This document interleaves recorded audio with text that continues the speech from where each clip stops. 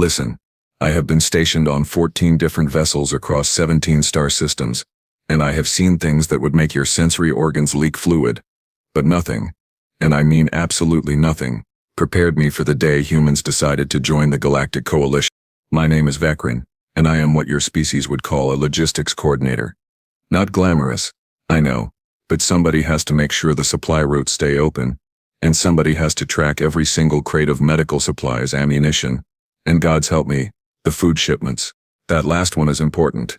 The Dakari station hung in the void like a metal flower, its 6 arms stretching out into space, each one a different dock for different species. I had my office in Section 4, which was supposed to be the quietest area.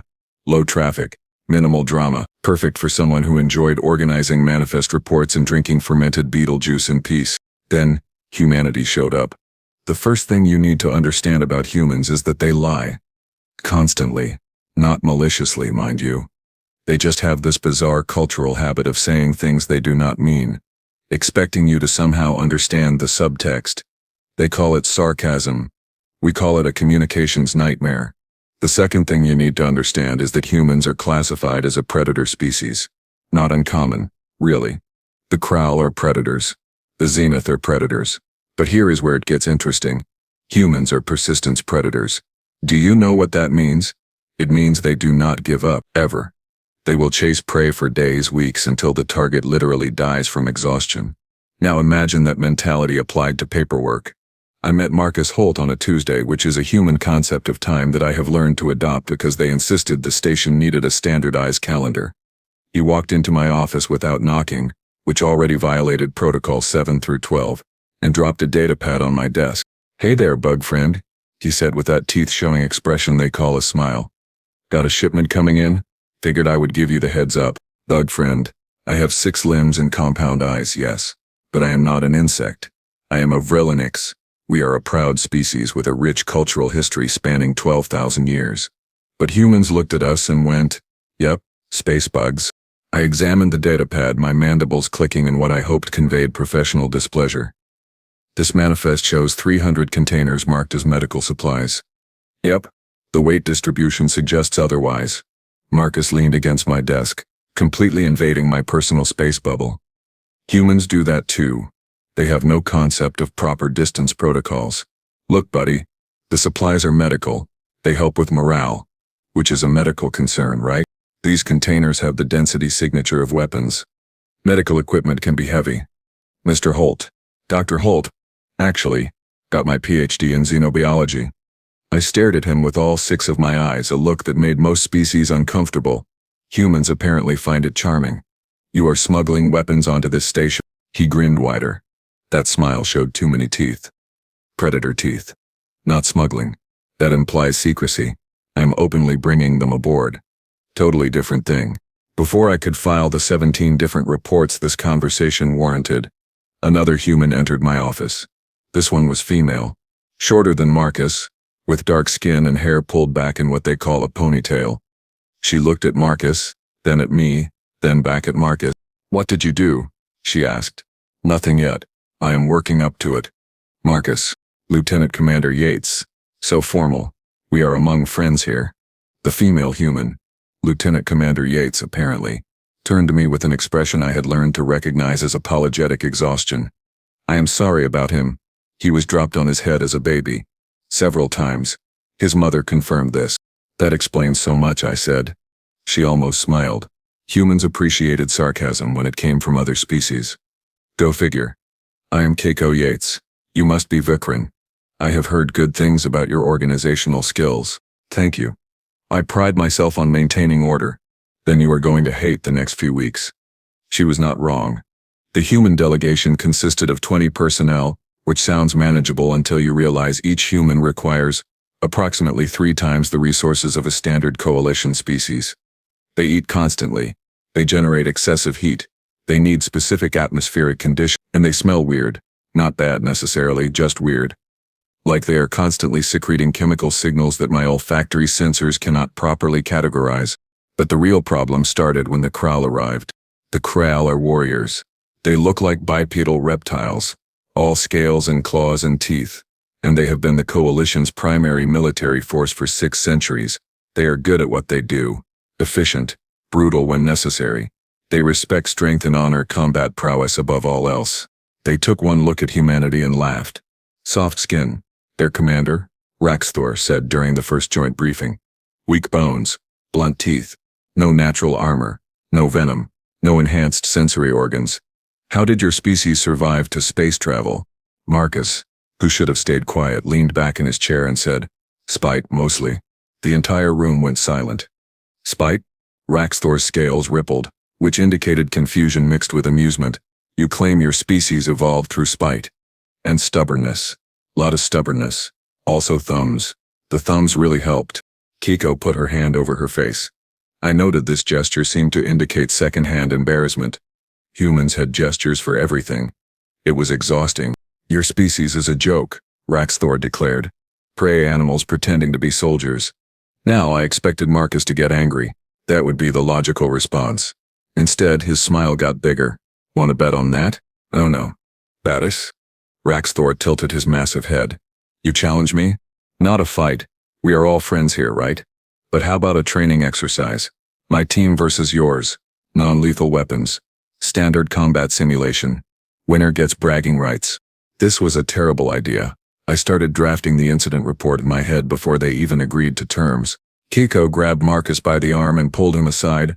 I have excellent hearing across multiple frequency ranges, but humans can modulate their voices in fascinating ways. She was clearly furious, but keeping it quiet. What are you doing? Establishing dominance. By getting our people killed in a training accident? By showing these scaled jerks that humans are not prey. We are supposed to be building diplomatic relations. Diplomacy is just war with smaller weapons and better snacks. Trust me on this. She did not look like she trusted him at all. But she did not stop him either. The training exercise was scheduled for 3 days later in Simulation Bay 12, which was one of the larger facilities on the station. It could generate various terrain types, enemy simulations, environmental hazards. The Krall used it regularly to maintain combat readiness. I attended as an observer, mostly because someone needed to document what was surely going to be a disaster for the insurance reports. The Krall entered first, 15 warriors, each one over 2 meters tall, covered in scales that could deflect small arms fire, armed with energy weapons and their own natural arsenal of claws and teeth. They moved like a coordinated unit, flowing into the simulation space with practiced ease. Then the humans entered. They looked ridiculous. Smaller, softer, wrapped in what appeared to be minimal armor. Marcus carried a standard pulse rifle. Keiko had 2 sidearms and what looked like climbing equipment. The others, whose names I had not yet memorized, carried various weapons and equipment that seemed randomly selected. This will be over in minutes, Raxthor said from the observation deck where we watched. Humans are not built for combat. They are persistence predators, I said, remembering my research. Different hunting strategy. There is no persistence in combat, only speed and strength. The simulation began.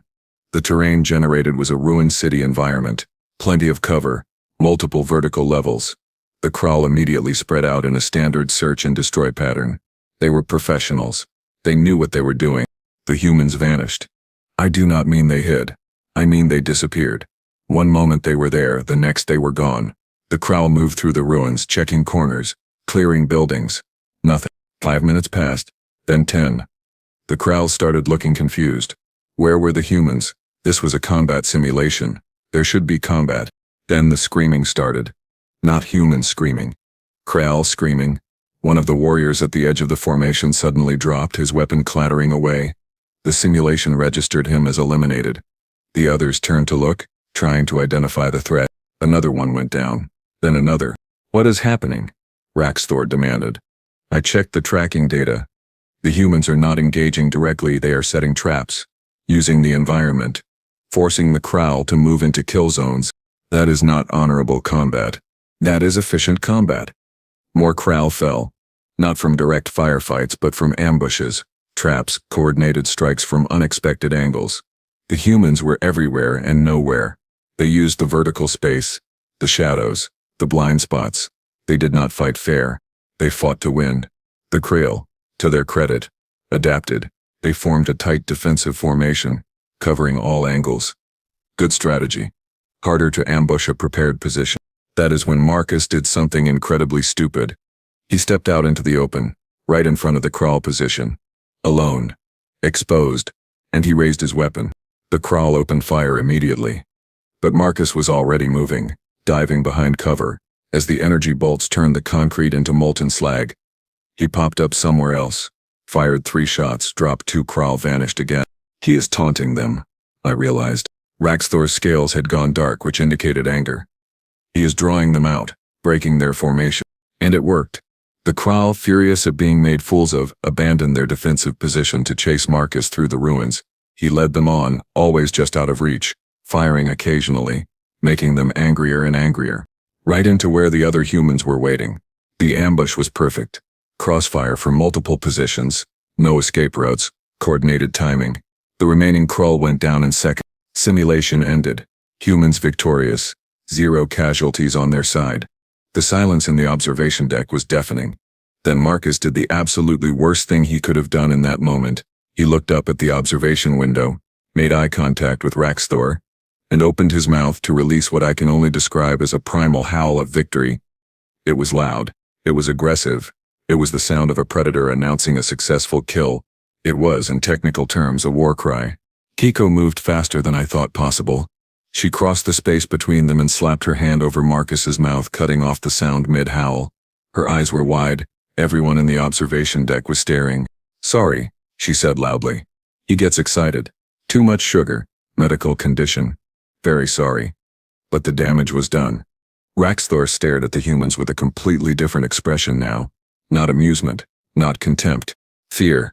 Because here is the thing about predator species. We all recognize each other. And that sound, that war cry, that was not the sound of prey. That was not the sound of a species that got lucky. That was the sound of a species that hunted for fun, for sport, for the pure joy of the chase. That was the sound of apex predators. And humanity had just announced they were here. The aftermath of the training exercise was awkward, which is putting it mildly. Imagine, if you will, that you have spent your entire military career being the toughest species in the room, and then some soft-skinned mammals show up and systematically dismantle your best warriors while barely breaking a sweat. Then one of them screams like he is claiming territory. That was the situation I found myself documenting. Raxthor refused to speak to anyone for 3 hours. He locked himself in the Krall barracks and made what my translation software described as angry growling noises. His warriors were equally disturbed, though for different reasons. They kept asking each other if they had actually lost to humans, as if repeating the question would change the answer. Spoiler alert. It did not. I found Keiko in the station cafeteria, drinking something hot and dark that humans called coffee. She looked tired, which was impressive considering her species required less sleep than most Coalition members. Marcus sat across from her, grinning like he had just won the Galactic Lottery. "That was amazing," he said. "Did you see Raxthor's face? I thought his scales were going to fall off. You almost started an interspecies incident." Almost does not count. Marcus, Keiko.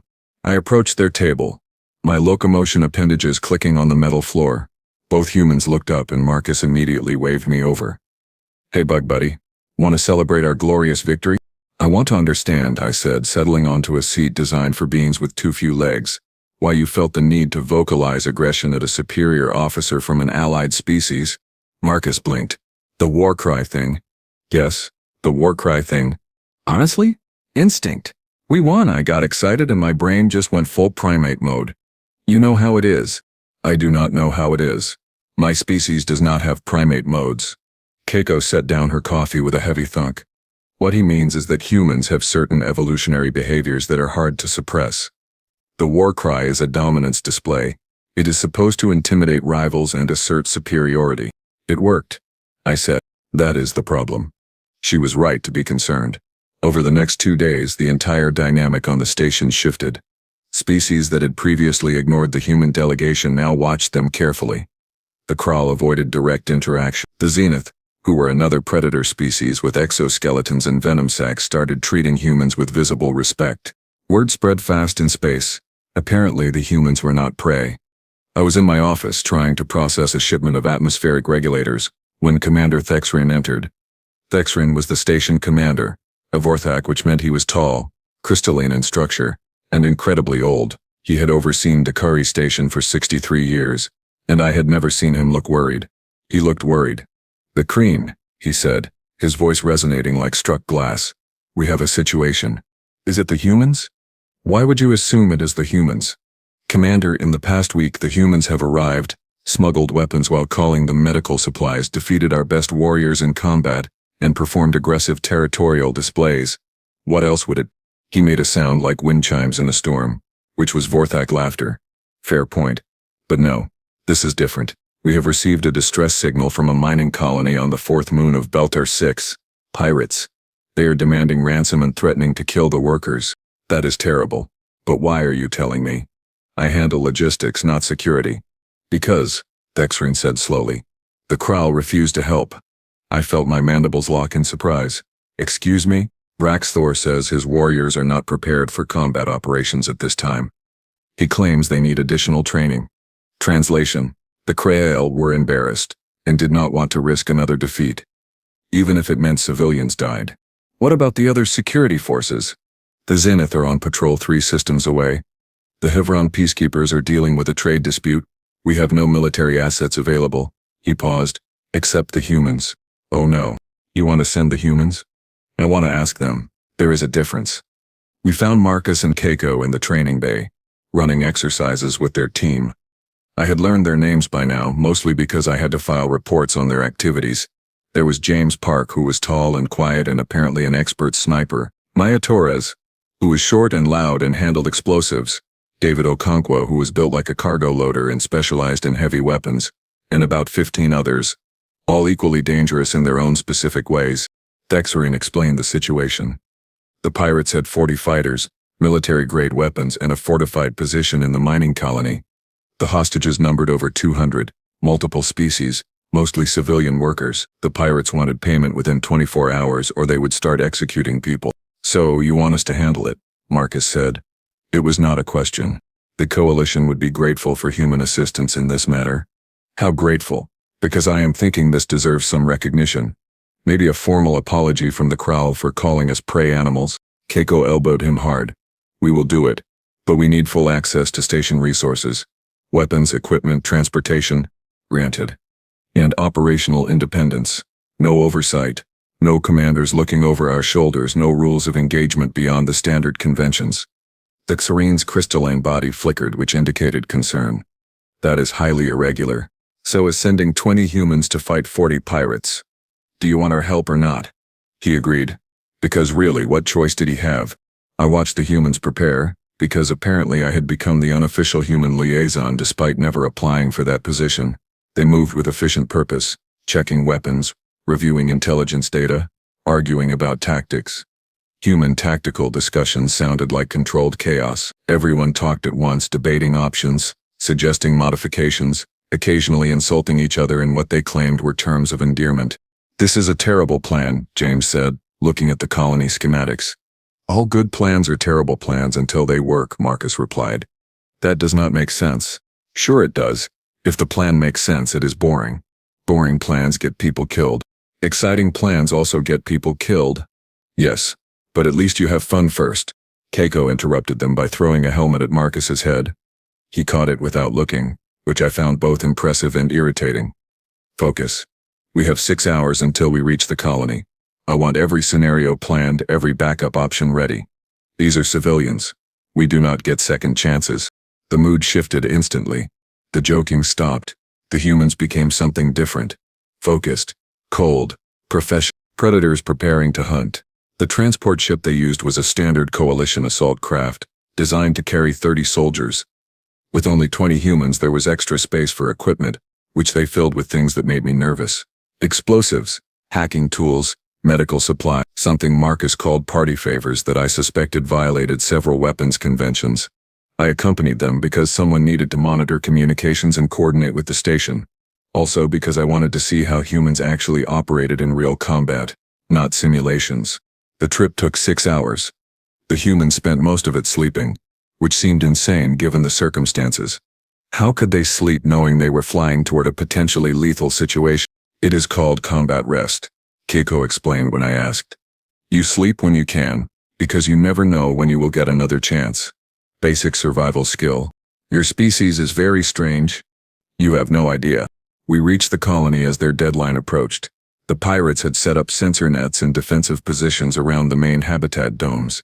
Any standard approach would be detected immediately, giving them time to start killing hostages. Marcus studied the sensor data, his face thoughtful. Okay, so direct assault is out. Stealth approach is risky because of their sensors. We need something unexpected. What did you have in mind? James asked. Remember that trick we pulled on Titan? Every human in the room groaned. No, Maya said. Absolutely not. That was insane. It worked. People nearly died. Nearly does not count.